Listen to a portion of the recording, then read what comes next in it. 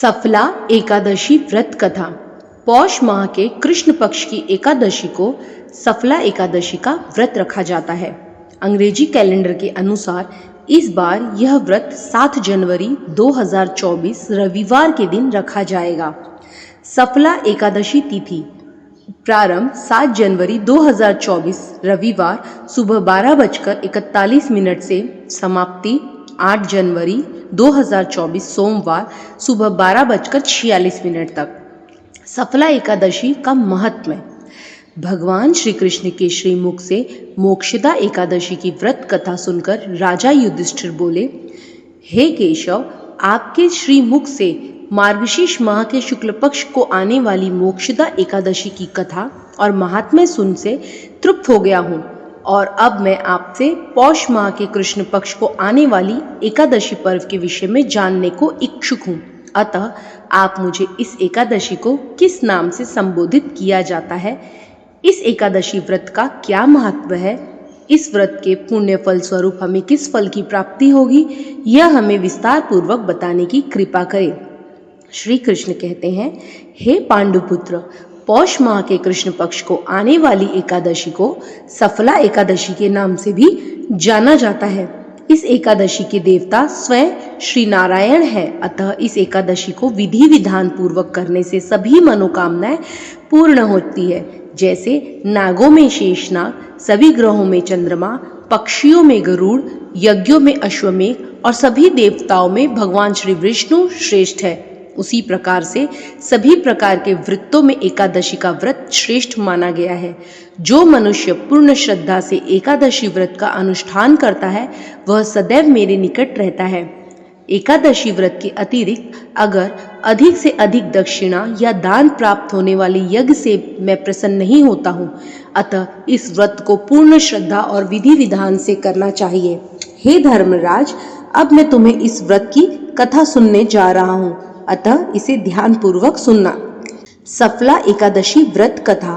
प्राचीन काल में चंपावती नगरी में महिष्मान नामक राजा राज किया करता था।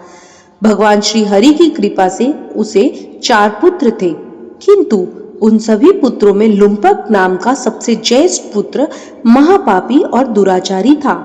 वह अधर्म के मार्ग पर चलते हुए पर स्त्रीगमन, जुआ, मदिरापान, वैश्यगमन जैसे कुकर्मों से अपने पिता का पुण्य से अर्जित किया हुआ धन नष्ट कर रहा था। वह सदैव ब्राह्मण, देवता, वैष्णव, ऋषि, संतों की निंदा करता रहता था। उसे किसी भी धर्म काज में रुचि नहीं थी। एक समय जब उसके परम धर्मात्मा पिता को उसके कुकर्मों के विषय में ज्ञात हुआ तो उन्होंने उसी क्षण उसे अपने नगर के बाहर धकेल दिया। नगर से दूर होते ही लुम्पक की बुद्धि ने उसका साथ देना छोड़ दिया। उसे अब कुछ भी नहीं सूझ रहा था कि इस अवस्था में वह क्या करे और क्या ना करे। भूख से तरबतर होकर वो वन्य जीवों को मारकर खाने लगा और धन की लालसा में रात्रि को अपने ही नगर में जाकर चोरी करता और निर्दोष नगरजनों को परेशान कर उन्हें मारने का महापाप करने लगा। कुछ समय पश्चात सारी नगरी उससे भयभीत होने लगी। निर्दोष वन्य जीवों को मारकर उसकी बुद्धि कुपित हो गई थी। कई बार राजसी सेवकों और नगरजनों ने उसे पकड़ा, किंतु राजा के भय से वह उसे छोड़ देते। वन के मध्य में एक अति प्राचीन और विशाल पीपल का वृक्ष था। वह इतना प्राचीन था कि कई नगरजन उसे भगवान की ही तरह पूजा करते थे। वही लुम्पक को इस विशाल वृक्ष की छाया अति आनंद प्रदान करती थी।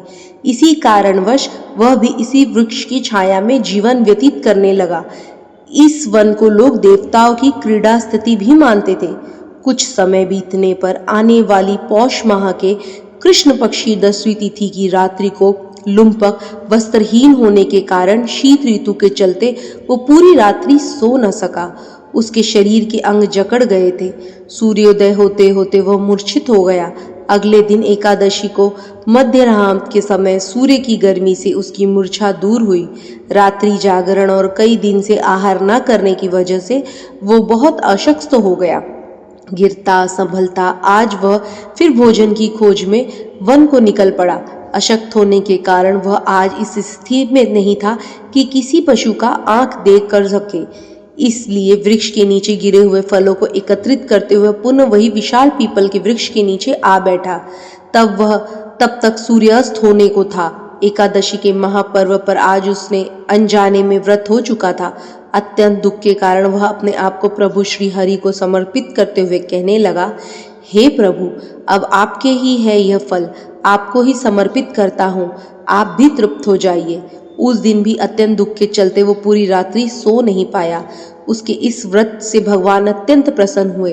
प्रातः होने पर एक अत्यंत सुंदर अश्व सुंदर परिधानों से सुसज्ज उसके सामने आकर खड़ा हो गया। उसी क्षण एक आकाशवाणी हुई, हे राजपुत्र, श्री नारायण की कृपा से तुम्हारे सर्व पापों का नाश हो चुका है। अब तुम अपने राज्य अपने पिता के पास लौटकर उनसे राज्य ग्रहण करो। आकाशवाणी से सुन प्रसन्नचित होकर सुंदर परिधान धारण कर भगवान श्री हरि का जयकारा लगाते हुए वह अपने राज्य को प्रस्थान कर गया। वहां राज्य में राजा को भी इस बात की पुष्टि हो गई थी। उसने अपने पापी पुत्र के पाप नष्ट होने पर राजा ने भी उसे सहर्ष स्वीकारते हुए अपना राजपाट उसे सौंप दिया और खुद वन की ओर चले गए। जब लुम्पक भी शास्त्र अनुसार राजपाट चलाने लगा था और उसका सारा परिवार पुत्र स्त्री सहित भगवान श्री हरि के परम भक्त बन चुके थे।